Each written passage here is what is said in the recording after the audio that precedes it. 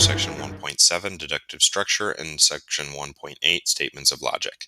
After studying these sections, you'll be able to recognize that geometry is based on a deductive structure, identify undefined terms, postulates, and definitions, understand the characteristics of theorems and the ways in which they can be used in proofs, recognize conditional statements, recognize the negation of a statement, recognize the converse, the inverse, and the contrapositive of the statement, and use the chain rule to draw conclusions. So what is deductive structure? So the structure of geometry is based on what's called deductive structure, a system of thought in which conclusions are justified by the means of previously assumed or proved statements.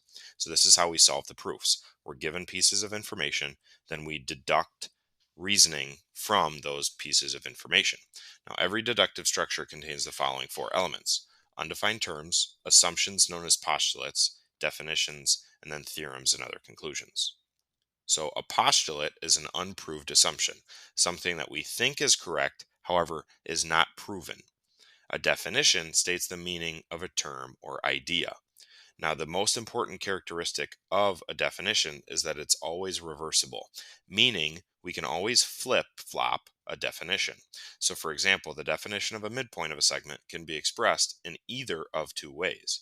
If a point is the midpoint of a segment, then the point divides the segment into two congruent segments. Now, I can also flip that, right? So, if a point divides a segment into two congruent segments, then the point is the midpoint of the segment. This is two ways to say the definition of midpoint. Conditional statements. This is what we've been using in our proofs. So a conditional statement is an if-then statement, stated in the form if P, then Q. We can represent it like this. If P happens, then Q happens. So the if part of the definition is the hypothesis, and the then part of the sentence is called the conclusion. So in these sample problems, we can identify the hypothesis and the conclusion of the conditional. So let's look at these sample problems and identify the hypothesis and conclusion of the conditional. So if a number is divisible by 2, then the number is even. So remember, the hypothesis is the following of the if. So number is divisible by 2 would be my hypothesis, and then my conclusion is the number is even. If the sidewalks are wet, then it has been raining. So hypothesis, sidewalks are wet, it has been raining is my conclusion. The dog will bark if a stranger walks by the house. So you would think that the dog will bark is my hypothesis because that's the start of the sentence. However, the if is followed by the stranger walks by the house. So if we think about it, the dog will only bark if a stranger walks by the house. So my hypothesis actually is the stranger walks by the house. Then my conclusion is the dog will bark. If a triangle has three congruent angles, then the triangle is equilateral. So triangle has three congruent angles, that's my hypothesis, and then triangle is equilateral is my conclusion. Now creating conditional statements given a regular sentence. So we have a regular pentagon has exactly 5 congruent sides.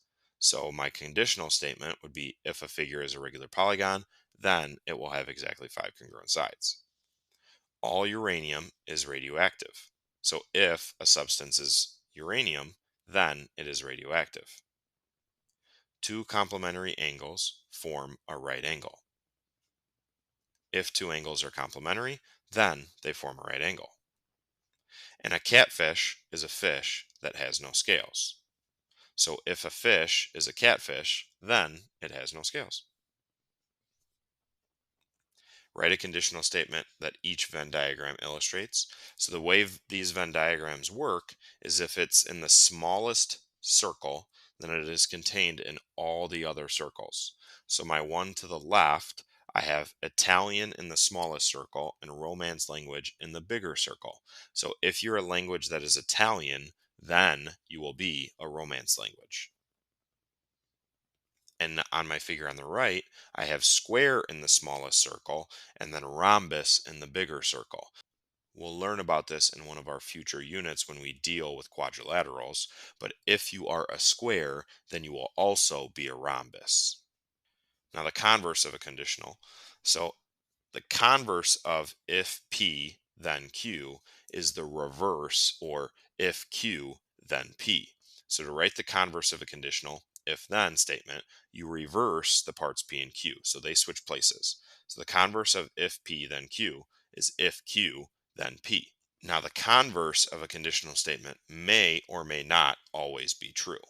So you have to identify the statement and see if the statement is true or false. So if we look at a few sample problems, we have if an angle contains 90 degrees, it is a right angle. So if I want to flip this, if an angle is a right angle, then it contains a 90-degree angle. This would be true. If Mary received a B on her history test, then she passed the test.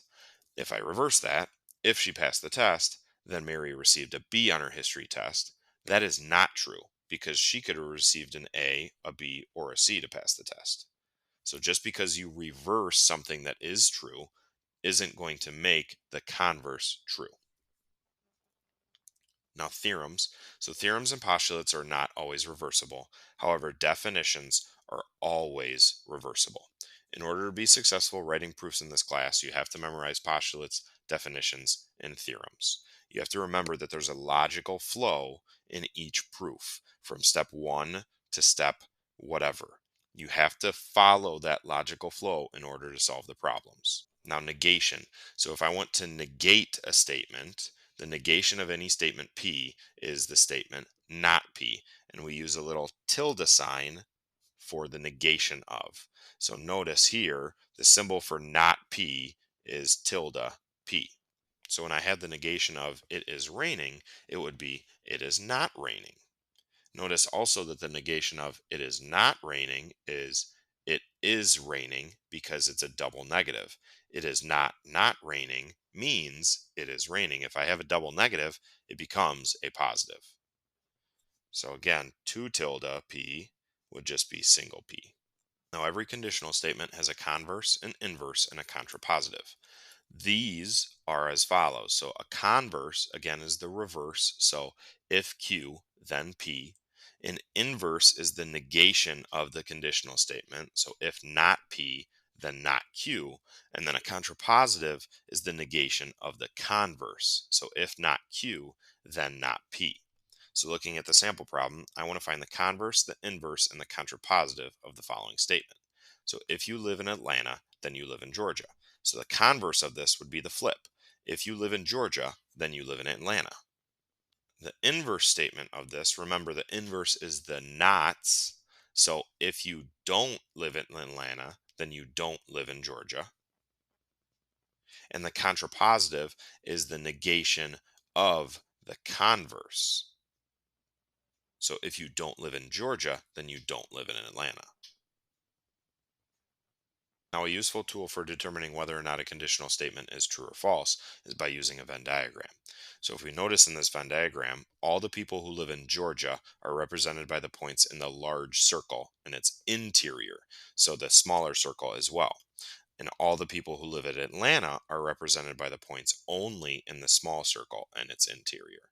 And then notice that every person in set A, including Jenny, is also in set G. So the Venn diagram for this conditional statement may be used to test whether its converse, inverse, and contrapositive are true or false. So the converse statement, if Jenny lives in Georgia, then she must live in Atlanta, would be false. Because again, if we look at my Venn diagram, if Jenny lives in Georgia, she can live in other cities and it doesn't have to be in Atlanta.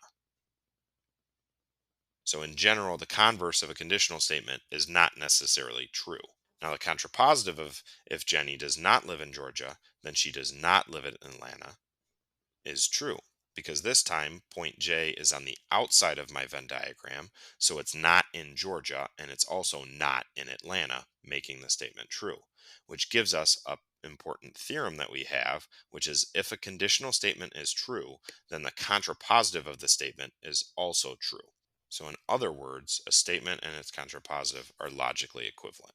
Now, chains of reasoning. So each proof that you do involves a series of steps in a logical sequence, going from step one all the way to step however many are in the proof. Now, in many cases, the sequence will take the following form. If P then Q then R, then P then R. This is called the chain rule, and a series of conditional statements connected is known as the chain of reasoning. So if we accept the two statements, right, if you study hard, then you will earn a good grade. And if you earn a good grade, then your family will be happy. then we can conclude that if you study hard, then your family will be happy. Looking at a sample problem, I want to write the converse, the inverse, and the contrapositive of the following true statement. If two angles are right angles, then they are congruent. Remember, the converse is just the flip of this statement. So if two angles are congruent, then they are right angles. Again, this converse is false because I could have any two angles be congruent. They don't have to be right angles. Now, the inverse of the conditional statement was the nots. So if two angles are not right angles, then they are not congruent. Again, this would also be false. And then my contrapositive was the knots of the converse. So if two angles are not congruent, then they are not right angles. And again, from the theorem we just learned, I know that the conditional statement and the contrapositive statement are logically equivalent, so those will always be true. In today's lesson, we learned the converse of a statement is if Q, then P. The inverse is if not P, then not Q. And the contrapositive is if not Q, then not P. That's a wrap on today's video. We'll see you in the next one.